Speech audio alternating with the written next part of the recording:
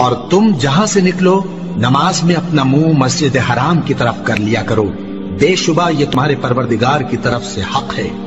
اور تم لوگ جو کچھ کرتے ہو اللہ اس سے بے خبر نہیں۔ اور تم جہاں سے نکلو مسجد حرام کی طرف منہ کر کے نماز پڑھا کرو، اور مسلمانوں تم جہاں ہوا کرو اسی مسجد کی طرف رخ کیا کرو۔ یہ تاکید اس لیے کی گئی ہے کہ لوگ تم کو کسی طرح کا الزام نہ دے سکیں، مگر ان میں سے جو ظالم ہیں وہ الزام دیں تو دیں، سو ان سے مت ڈرنا اور مجھی سے ڈرتے رہنا، اور یہ بھی مقصود ہے کہ میں تم کو اپنی تمام نعمتیں بخشوں، اور یہ بھی کہ تم راہ راست پر چلو۔ جس طرح من جملہ اور نعمتوں کے ہم نے تمہیں میں سے ایک رسول بھیجے ہیں جو تم کو ہماری آیتیں پڑھ پڑھ کر سناتے اور تمہیں پاک بناتے اور کتاب یعنی قرآن اور دانائی سکھاتے ہیں اور ایسی باتیں بتاتے ہیں جو تم پہلے نہیں جانتے تھے، سو تم مجھے یاد کیا کرو، میں تمہیں یاد کیا کروں گا، اور میرا احسان مانتے رہنا اور میری ناشکری نہ کرنا۔ اے ایمان والو، صبر اور نماز سے مدد لیا کرو، بے شک اللہ صبر کرنے والوں کے ساتھ ہے۔ اور جو لوگ اللہ کی راہ میں مارے جائیں ان کی نسبت یہ نہ کہنا کہ وہ مرے ہوئے ہیں، وہ مردہ نہیں بلکہ زندہ ہیں، لیکن تم کو شعور نہیں۔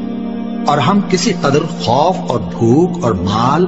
اور جانوں اور میووں کے نقصان سے تمہاری آزمائش کریں گے، اور صبر کرنے والوں کو بشارت سنا دو کہ ان لوگوں پر جب کوئی مصیبت واقع ہوتی ہے تو کہتے ہیں کہ ہم اللہ ہی کا مال ہیں اور اسی کی طرف لوٹ کر جانے والے ہیں۔ یہی لوگ ہیں جن پر ان کے پروردگار کی عنایتیں ہیں اور خصوصی رحمت بھی ہے، اور یہی سیدھے رستے پر ہیں۔ بے شک کوہ صفا اور مروہ اللہ کی نشانیوں میں سے ہیں،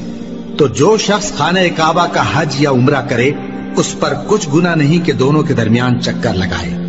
بلکہ یہ ایک نیک کام ہے، اور جو کوئی نیک کام کرے تو اللہ قدردان ہے، دانا ہے۔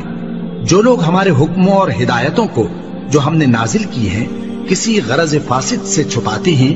باوجود کہ ہم نے ان کو لوگوں کے سمجھانے کے لیے اپنی کتاب میں کھول کھول کر بیان کر دیا ہے، ایسوں پر اللہ اور تمام لعنت کرنے والے لعنت کرتے ہیں۔ ہاں، جو توبہ کرتے ہیں اور اپنی حالت درست کر لیتے ہیں اور احکام الہی کو صاف صاف بیان کر دیتے ہیں تو میں ان کے قصور معاف کر دیتا ہوں، اور میں بڑا معاف کرنے والا بڑا مہربان ہوں۔